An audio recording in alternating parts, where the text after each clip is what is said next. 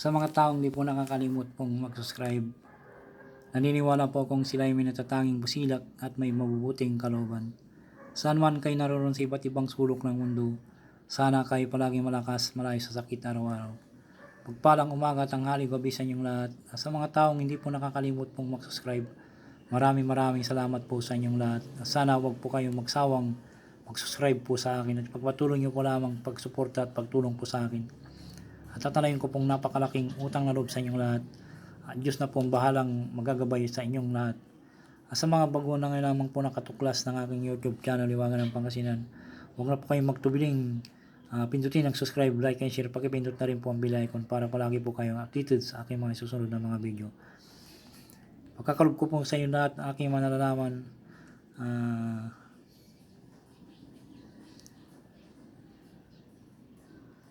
Panggamot na spiritual at physical na karamdaman, lahat ng panggamot na mga orasyon, dito po lamang po matutuklasan sa Liwangan ng Pangasinan.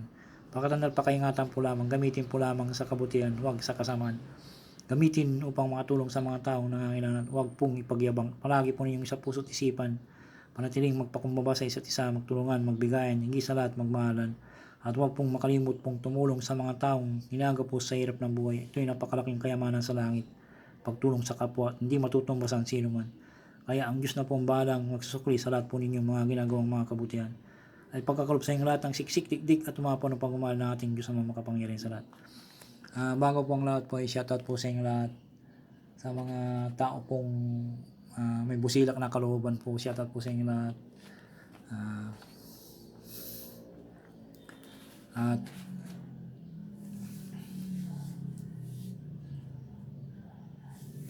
sa panahon po ngayon po ay mag-ingat-ingat po tayo palagi.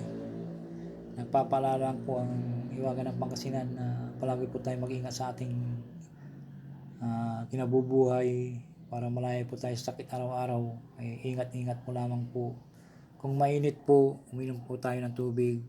Kung umuulan po, sumilong po. At kung nabasa ng ulan, maligo para hindi po tayo magkasakit. At palagi po tayong magdasal sa gabi't araw, pagkagising sa umaga, at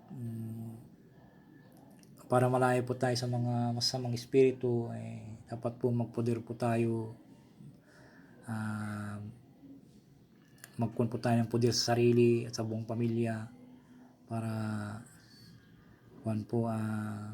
gabayan tayo ng Diyos ang mga kapangyarihan sa lahat. Kung gusto po nyo talaga mag-aral ng spiritual, masiding nais po kayo at mahirap po ang umpisa po sa pag-spiritual, pero pag po masarap din po pag nakakatulong ka sa kapwa. Sana po gamitin nyo lamang po ang aking ituturo, na gamitin po lamang na makatulong sa kapwa. Hindi wag po nyo ipagyabang. Panatilihin po nyo na isa puso't isipan lamang po at magpakumbaba sa isa't isa, magtulungan, magbigayan, at higit sa lahat magmahalan. At wag pong makalimot pong tumulong sa mga taong nangangailangan at taong nanginginig po sa hirap ng buhay. At ito'y napakalaking kayamanan sa langit sa pagtulong sa kapwa. At hindi po matutumbasan kahit sino po man na tao. Ang Diyos lang po ang nakakaalam. At ipagkakalob sa inyo ang siksik, dikdik at umapaw ng pagmamahal ng ating Diyos na makapangyarihan sa lahat.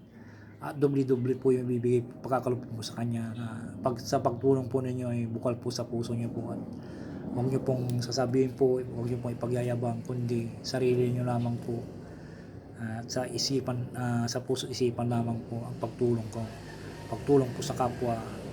At Diyos na po ang bahalang gagabay sa inyo lahat sa inyong mga ginagawang mga kabutihan.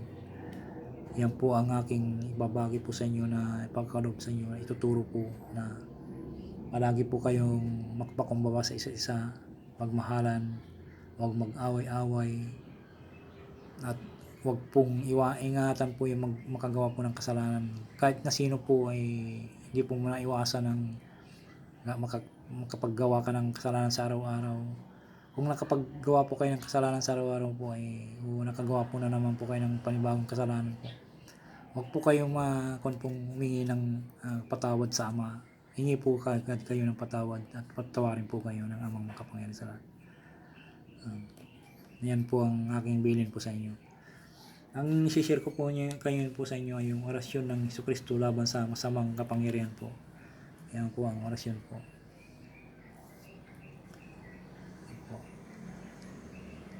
Orasyon ni Jesucristo laban sa masamang kapangyarihan po. Magdasal ng isang Ama namin at isalin po ang orasyon po ng 3 beses po, po sa tuktok ng pasyente at sa tubig inumin, ipainom sa pasyente. Ang ibig ko sabihin po ng pamagat po yung orasyon ni Jesucristo laban sa masamang kapangyarihan po. Kung halimbawa po nanggagamot na po kayo at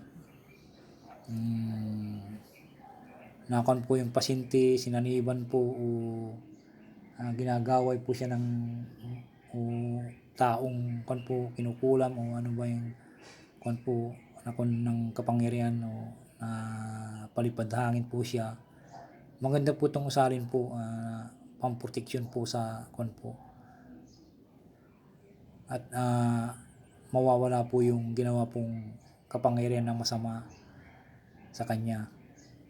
Kung halimbawa po kayo rin po sa pamilya po nyo may ganito pong karamdaman po na parang sinasaniban po siya ng masamang espiritu, ginawa po siya ng kapangyarihan na gawa po ng spiritual, ito pong gamitin po ninyo para siya ay gumaling po. At turuan pong magdasal po yung pasyente po, magdasal po siya at taos puso sa isip at sa puso lamang po para hindi tumalab at mawala na po yung kapangyarihan na nilagay sa kanya. Yan po. Magdasal po ng isang Ama namin at isunod po yung orasyon po ng 3 beses po.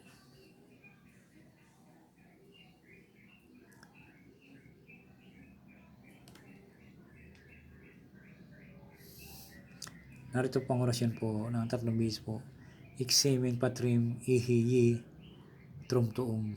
Iximin patrim ihiyi trum tuum. Iximin patrim ihiyi trum tuum. Salin po ng ang orasyon po ng 3 beses ay po sa tuktok ng pasyente at sa tubig inumin at painom sa pasyente po.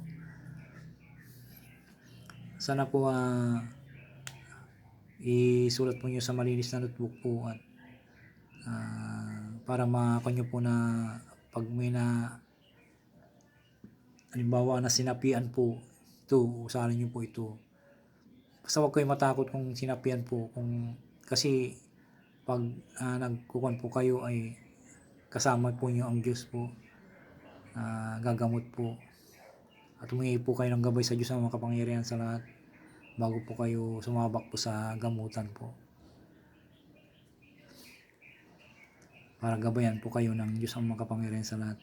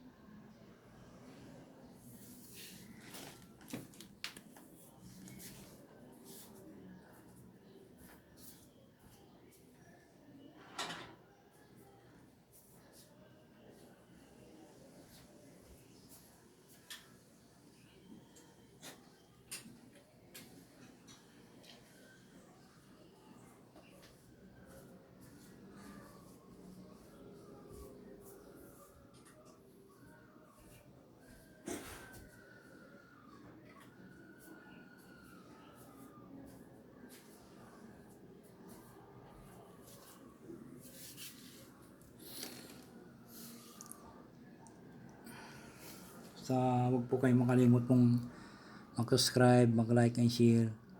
Pag-ipindot palagi po yung bell icon para palagi po kayo updated sa aking mga susunod na video. Maraming salamat po sa inyong lahat. At God bless po. Sa mga nasa abroad po, God bless po sa inyong lahat at sana malayo kayo sa sakit araw-araw at palagi po kayong magdasal bago matulog sa gabi. Focus lamang po kayo sa inyong mga ginagawa at huwag po kayong humingi ng tawad sa Diyos ang mga kapangyarihan at humingi ng humiling po kayo sa Kanya para palagi po kayong gabayan sa inyong ginagawa araw-araw. Kung mahirap po yung trabaho po nyo dyan ay basta magdasal po lamang kayo, gagabayan kayo ng Diyos ang mga kapangyarihan sa lahat. At lahat ng pagsubok po ay makakamtan nyo po, malalampasan po. Maraming salamat po.